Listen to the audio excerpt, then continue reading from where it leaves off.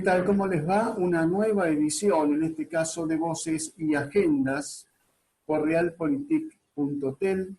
Todos los martes a las 21 horas nos estás viendo, justamente nos estás acompañando, para enterarte, para actualizarte sobre cuáles son justamente todas las circunstancias que vive el tercer sector en general, ¿no? En una definición un tanto muy generosa y abarcativa de lo que es el tercer sector o sector no oficial.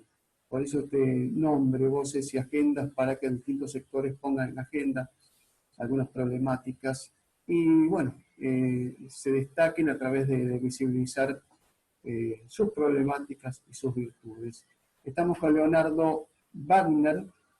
Él es el presidente del Parque Industrial La Bernalesa y a su vez es recién asumido dirigente, presidente de la Unión Industrial de Quilmes por la Unión Industrial de la provincia de Buenos Aires. ¿Qué tal, Leonardo? ¿Cómo te va? ¿Cómo andás, Martín? Buen día. El ¿Wagner cargo o mío Wagner? El apellido. está perfectamente dicho, Wagner.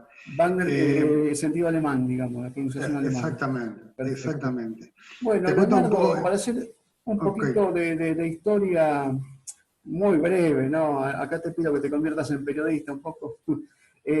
Un lugar emblemático, La Bernalesa, para lo que es el conurbano sur, lo que era una postal de las grandes fábricas que demandaban gran número de trabajadores, y de repente, bueno, hubo que reconvertirse, ¿no? ¿Cómo se puede explicar sintéticamente la historia de La Bernalesa, donde está ahora justamente este parque industrial? Bueno, ante todo, gracias por el interés. Te comento que el cargo que estoy desempeñando en la Unión Industrial de la Provincia de Buenos Aires es presidente de Parques Industriales, del Departamento de Parques Industriales, y en base a eso estoy bastante abocado a la conceptualización del diseño de los parques industriales en la provincia de Buenos Aires. En cuanto a La Bernalesa, tenés que tener presente, como bien dijiste, que es un inmueble icónico en el sur de la provincia de Buenos Aires. Alrededor de La Bernalesa se creó la ciudad de Bernal. Entre 1928 y 1955 creció en forma constante y en una tasa muy alta. Llegó a ser la primer textil de Sudamérica y entre las 5 más grandes del mundo. Trabajaban entre 7.000 y 8.000 personas, depende de la temporada, y estaba asociada con otra fábrica también icónica, que es Textil Flandria, en Luján, que una se trabajaba hacia los hilos que procesaba La Bernalesa.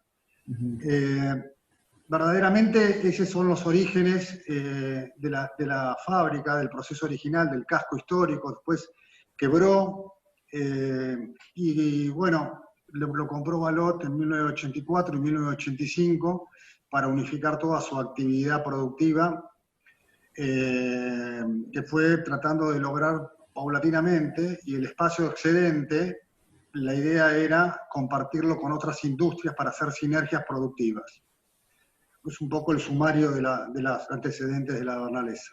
Claro, claro. Perfecto. Bueno, y después Balot parece que no prosperó en principio su emprendimiento, por lo que estuve leyendo, y ahora se reconvierte a parque industrial, que también llevó su tiempo, ¿no? Habilitar Sí, este parque industrial. Balot tuvo, como toda la industria pyme local, es una empresa que tiene dando servicios en el mercado de higiene institucional y comunitaria desde hace más de 53 años, y verdaderamente requería para hacer el parque un capital importantísimo. Bueno, tuvimos el problema en los 90 y bueno, a partir del 2004-2013 se generó un flujo de fondos positivo, dentro de los ciclos que tiene nuestra economía, que pudo retomar la idea del parque industrial, y bueno, me convocó, en ese momento yo estaba prestando trabajos en otra área de la compañía, y bueno, y se me encargó diseñar, proyectar y ejecutar el proyecto de parque industrial. Como vos bien decís, el proyecto de parque industrial, la masterización, la definición del concepto, nos llevó como prácticamente 3 años en definir qué proyecto queríamos. hicimos una recorrida en todo el cinturón, la primera y segunda corona del área metropolitana bonaerense, viendo parques y modelos de realización, y nos convencimos que el diseño de la Bernalesa tendría que emular el diseño de la Cantábrica. La Cantábrica era una acería en el oeste, fundada en 1902, que cerró sus puertas en la misma época que la Bernalesa, y verdaderamente se convirtió en un ejemplo de realización de articulación intersectorial, donde trabajó el municipio, la provincia de Buenos Aires, los industriales de Quilmes y la universidad. En conjunto hicieron un diseño envidiable que llegó a poner en marcha en el año 2000, 1999 para ser más precisos, de vuelta a la acería, trabajando con 50 empresas progresivamente en los años siguientes. Entonces, nosotros todo ese know-how tratamos de implantarlo en Bernal, y nuestra idea de la Unión Industrial de la Provincia de Buenos Aires es implantar el concepto de refuncionalización de estructura industrial en desuso o subutilizada para potenciar la oferta de metros industriales disponibles en toda la provincia de Buenos Aires. Claro, claro. A veces, a mí me tocó, creo que la recorrí la Bernalesa, el Parque Industrial, allá por 2017, me tocó claro, una recorrida donde había uno de los tantos lugares destinados a sanitarios, o grifería, o aparatos así. Me sorprendió gratamente el gran espacio que hay, ¿no? Debe ser difícil venderle justamente a un colega servicios industriales. Digo, yo tengo una pyme y demás, para hacer un poco de didáctica, ¿no? Para explicar a la gente por qué me conviene instalarme en un parque industrial. Ahorro el costo de servicios, ahorro el espacio, me dan un know-how, como se dice, que me puede facilitar las cosas. ¿Por dónde va el tema? Mira, eso es una incógnita que se debate día a día, ¿no? Porque no son iguales todas las necesidades. Si bien la primera pregunta te dice, bueno, ¿qué beneficio fiscal tengo yo en instalarme en un parque industrial? Es uno de los aspectos, y yo me animaría a decirte que es el aspecto de menor relevancia. El parque industrial, hay dos tipos principales de parques industriales. El parque industrial clásico, de grandes extensiones, loteado, donde se monta el galpón en un área servida, digo área servida aquella que tenga servicios instalados como infraestructura de base. Y lo otro es lo que es la Bernalesa, la Cantábrica, que son recuperación de fábricas en desuso. Cuando vos tenés en una zona urbana, como en el caso de la Bernalesa, que es la que conozco plenamente, un poco la Cantábrica, cuando vos estás enclavado en una zona urbana, primera cuestión, los vecinos no resisten tu intervención. ¿Por qué? Porque no te ven como una amenaza. Claro. Entonces, la radicación, en el caso de Quilmes puntualmente, el 55% de la industria pyme radicada en talleres chiquitos y medianos está fuera de zona industrial.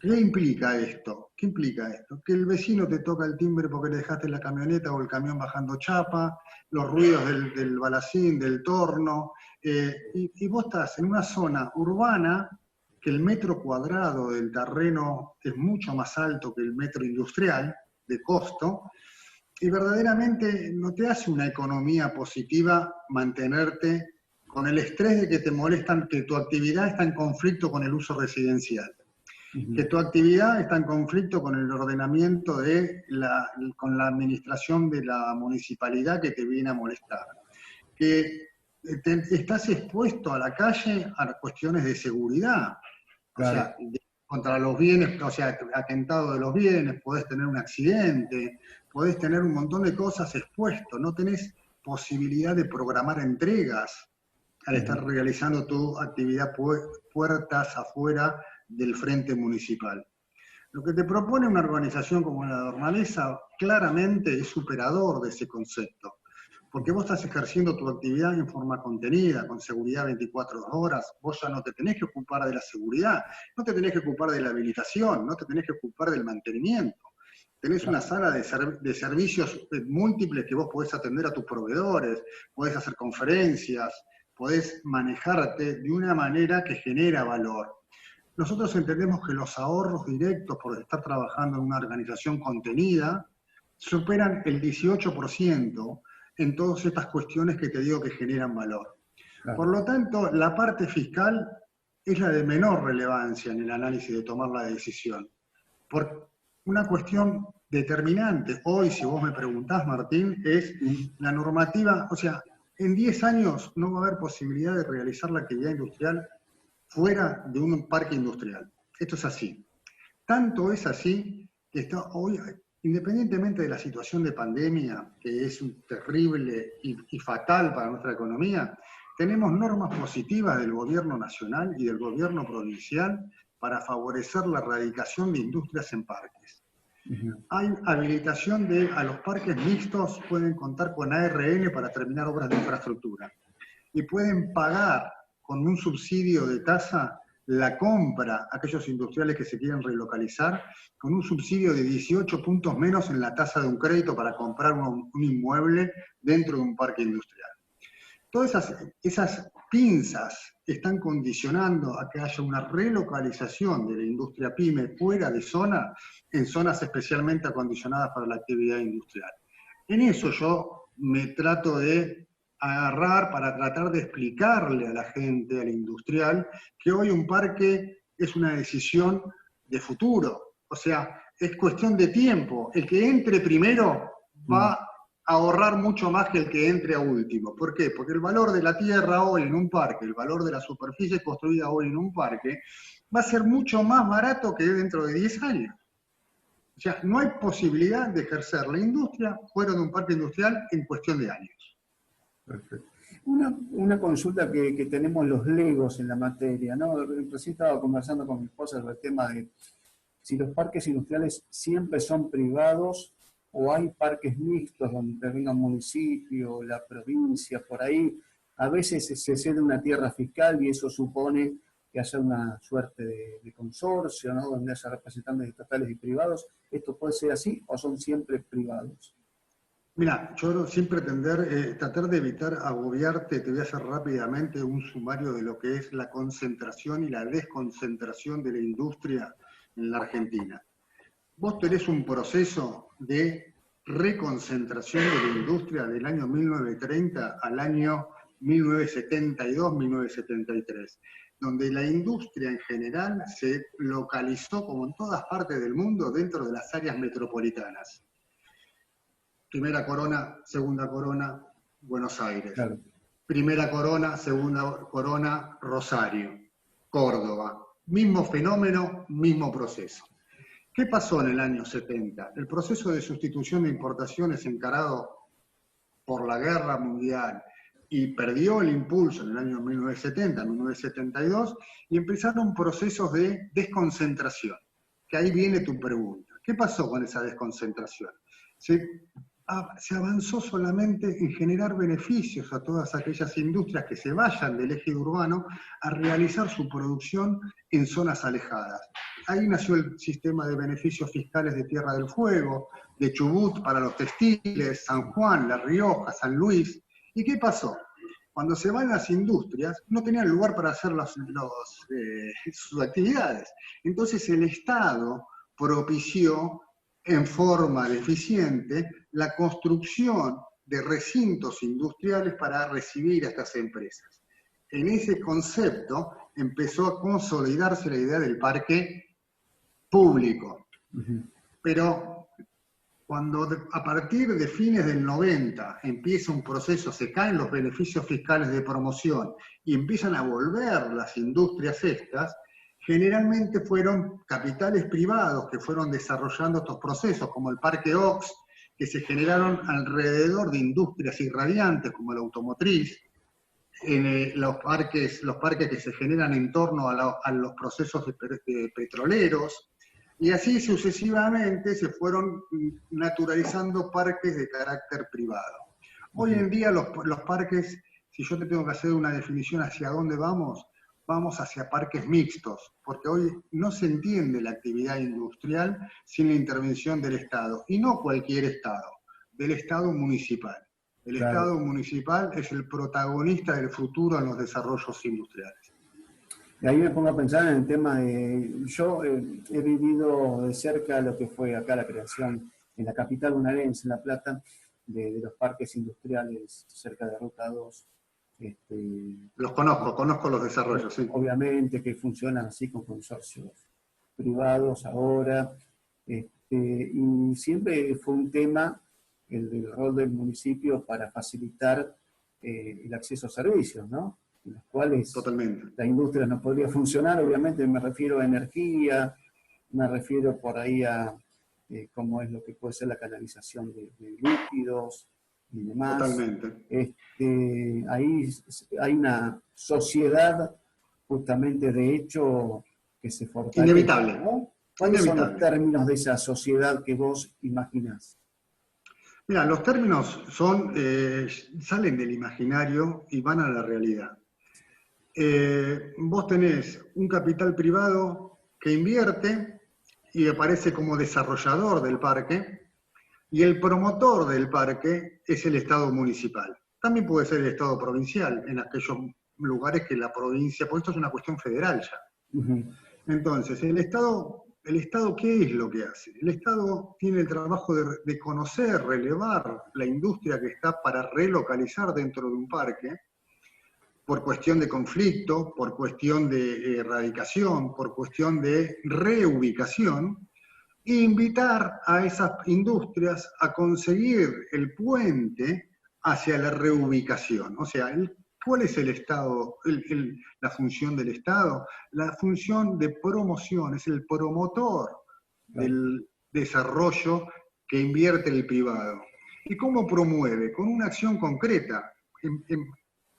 Se embandera en el proyecto y gestiona lo que vos bien describiste ante las empresas de servicios públicos. Pues no es lo mismo que vaya un privado a tocarle el timbre a la distribuidora de energía que vaya al Estado municipal.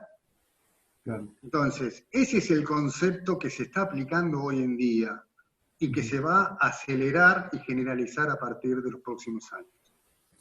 Una última sobre el parque industrial, después me quiero meter un poco un poco en la micro y demás. Sobre el parque industrial y este contexto de pandemia, uno imagina que hubo que repasar o hubo que innovar en materia de logística, ¿no? Imagino por movimiento desde bienes de algún bien de capital que se introduce hasta traslado de personas, regulación de servicios, por así decirlo. Fue bastante complejo este tema, el contexto de la pandemia, para lo que es la actividad en un parque industrial. Mira, como toda cuestión disruptiva, el principio es caótico.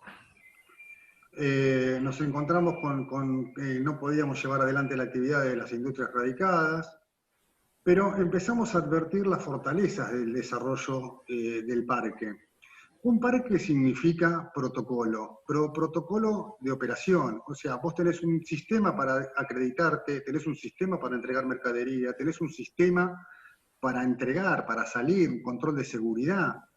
Todas esas prácticas que vos bien conocés y porque tenés algún amigo, si no es tu caso, que vive en un edificio, son todas prácticas que son normadas. Entonces, lo único que tuvimos que hacer es incorporar el protocolo de COVID a conductas que ya venían normatizadas. El tipo que entra a un parque sabe que se tiene que presentar en la guardia, acreditar su identidad. Entonces, es todo mucho más fácil. Entonces, eso fue terminantemente una competencia positiva. En cuanto a las empresas radicadas, el parque fue un vehículo fundamental en la provincia de Buenos Aires, porque al estar ordenado de esta manera, ¿qué fue lo que pasó? El gobernador de la provincia de Buenos Aires, a instancia de los intendentes como la intendenta de Quilmes, le explicaron que la actividad era segura dentro de un parque. Entonces, las actividades asentadas en los parques fueron liberadas en forma temprana. Esa liberación en forma temprana le permitió a las empresas realizar la actividad cuando las que estaban fuera de los parques no la podían hacer. Ah, ¿Y cuál fue el resultado, visto esto 4 meses después? El resultado fue que en el caso de la Bernalesa y los otros casos que yo conozco, fueron mínimos los contagios que tuvimos por COVID, y los contagios generalmente fueron fuera de la actividad operativa. Entonces, a todas luces, nuestra conclusión, si bien tuvimos problemas para hacer los trabajos por turnos, explicarle a los gremios, explicarle a los trabajadores cómo debería ser el cuidado de no ser manejos promiscuos en cuanto a higiene, eso rápidamente, la curva de aprendizaje se aceleró por las costumbres ya aprendidas. Entonces, en nuestro caso, si bien la economía fue totalmente impactada, nuestra operación dentro de los parques no fue sensiblemente afectada. no. Leonardo, y una última con el parque industrial, después te hago 2 preguntas más y ya te libero, es el tema de cómo pasó en todas las actividades, ¿no? Se resintió lo que es venta, se resintió lo que es justamente una actividad normal para muchas pymes, imagino algunas que demandan los servicios de parque, que no sé si alquilan o tienen que comprar Sí, servicios sí. y demás. Ahora, ¿En algún momento o sea, te han pedido el aguante, digamos, por estos meses? sí, sí, sí, Se sí, sí. canalizó eso, no? Ahora, el aislamiento generó en el mes de abril una ruptura de la cadena de pagos. Con lo cual hubo, en las personas que alquilan o que pagan expensas, hubo que reprogramar los pagos. Lo mismo que nos pasó a nosotros en la administración de los parques, le pasó a nuestros proveedores, tuvimos que reprogramar los pagos. Por eso se habla de cadena, ¿no? Porque tienes Sí. 2 eslabones en las 2 puntas. La actividad promedio cayó un 35 y un 40%. Tenés 2 tipos de realidades. Las empresas esenciales que fabrican insumos críticos, generalmente se los venden al Estado. El Estado paga mal, pero la producción era a full. Hubo diferimiento en los pagos. Eso es una realidad. En ese caso, la gente que, por ejemplo, sopla envases de plástico, tuvo una actividad, tuvo que poner más turno, tuvo que trabajar más.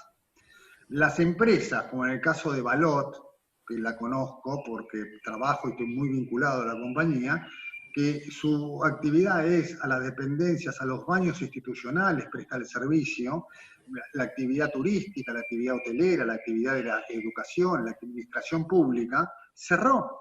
Ese lockout impactó en una merma de plata a que no se cobró, de créditos de ventas por no pagados, Claro. y también en ventas que se cerraron, porque los locales cerraron, los cines no están. Claro. Sí, sí, sí. Entonces, esas son las 2 realidades que advertimos dentro de la dinámica económica que atañe, que uno ve en la dinámica del parque. Claro. Está bien, perfecto. Entonces, hubo, digamos, dentro de toda la cadena, cada uno aportó su cuota de sacrificio y de esfuerzo. Vamos con el tema de contexto económico, un poquito más de contexto económico. Vimos que desde el Estado se promovieron muchas medidas, ATP y demás. Ahora te pregunto un poco como dirigente de una cámara industrial muy importante como es la UIPA, esto cómo analizaron, qué balance pueden hacer, ¿no? de las medidas que adoptó tanto el gobierno nacional como provincial, ¿no? Bueno, es también en función de la empresa, ¿no? Las pymes, como que es el animal que conozco es la pyme. La pyme recibió la ayuda llegó por el ATP. La ayuda en general importó un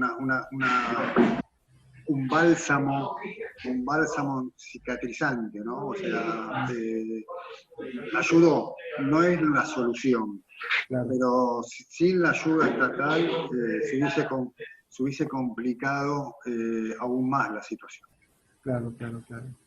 Y después, con el tema de justamente lo que se espera de ahora en más, ahora que está un poquito levantando la actividad, porque fueron habilitando.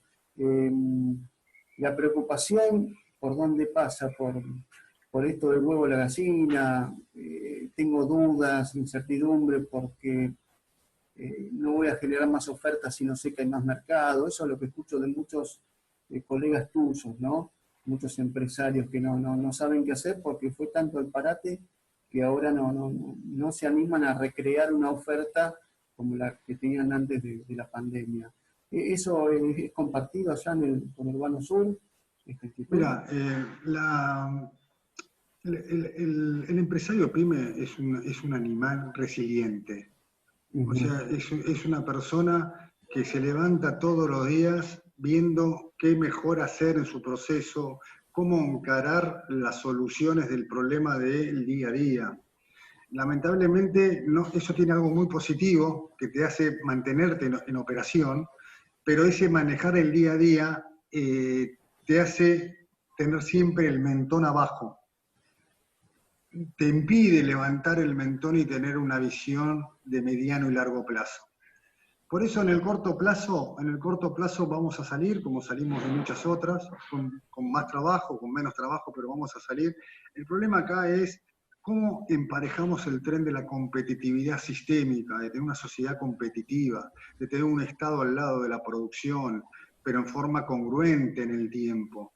Porque estamos hablando de una industria en el mundo. Europa está en una industria 4.0, o sea, la transmisión, la operación, nosotros tenemos un atraso de 20 años en nuestro stock de inversión industrial. Nosotros tenemos que recuperar la preocupación real de nuestra dirigencia industrial, es encontrar los mecanismos de financiación para subir el stock de obsolescencia de nuestros procesos industriales. Claro. Bueno, hablaba justamente de 4.0. En el momento que estamos haciendo esta nota se está desarrollando un congreso muy interesante que lo organiza la UIPA junto con otras organizaciones empresarias. Y bueno, siempre se dice, ¿no? Sin industria no hay nación. Y yo le agrego con esto del 4.0, sin acompañamiento tecnológico, de transferencia tecnológica, no hay industria competitiva, ¿no? Con lo cual ha sido más que oportuno este tema de actualizarse en materia de conocimiento científico y tecnológico. ¿Cuánto invierte hoy en día la industria en el tema de transferencia tecnológica? Y mira, yo te digo que hoy en día lo que se está invirtiendo es lo que se rompe. Por eso te digo, si bien esa cultura de estar activo y salir adelante es buena, el tema es salir adelante, pero tener la oportunidad de levantar la cabeza y poder mirar a mediano plazo. Mirar a mediano plazo es tratar de invertir en conocimiento. ¿Qué hay que invertir en conocimiento? Te doy un caso concreto. Estamos hablando del concepto de gemelos digitales. Hay software que te recrean tu proceso operativo y te dicen las fortalezas y las debilidades. Eso se lo denomina gemelos digitales. Esa tecnología es inaccesible hoy para la pyme bonaerense.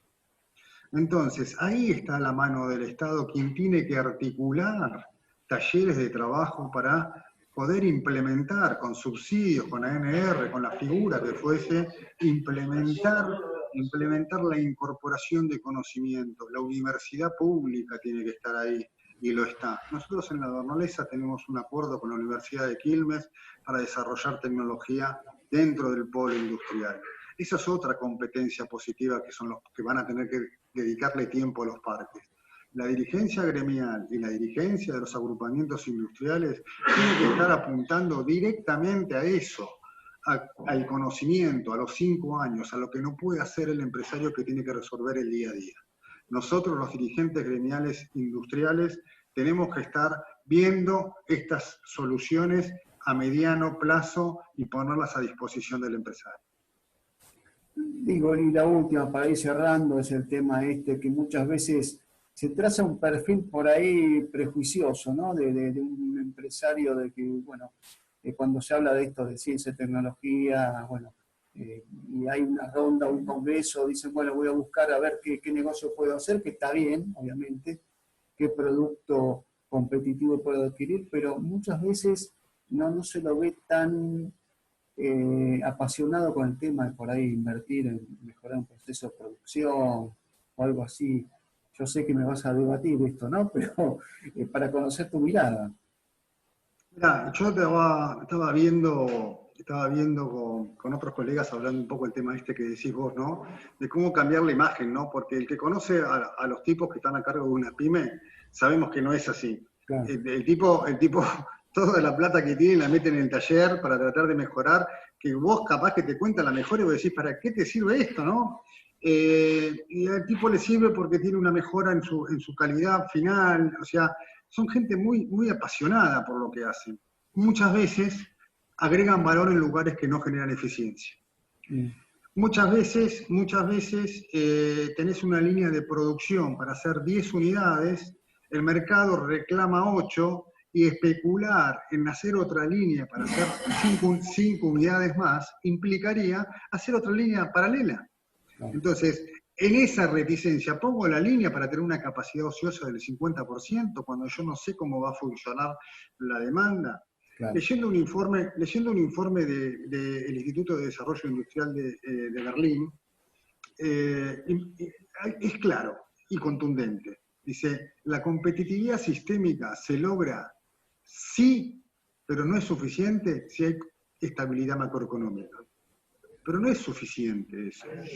Aparte de la estabilidad macroeconómica, hace falta políticas claras que permitan a la persona decir, bueno, ¿qué vamos a producir? ¿Vamos a producir tejidos? ¿Vamos a competir con la mano de obra de Indonesia? ¿O vamos a agregar capital y tecnología para nuestras capacidades agroindustriales, mineras? Son cuestiones que se debaten desde la política fiscal, desde la política económica, desde la política industrial. Definir qué vamos a producir y cómo lo vamos a producir. Perfecto. Leonardo Wagner, presidente flamante, ¿no? Presidente de la UITBA de Quilmes y del Parque Industrial La Bernalesa.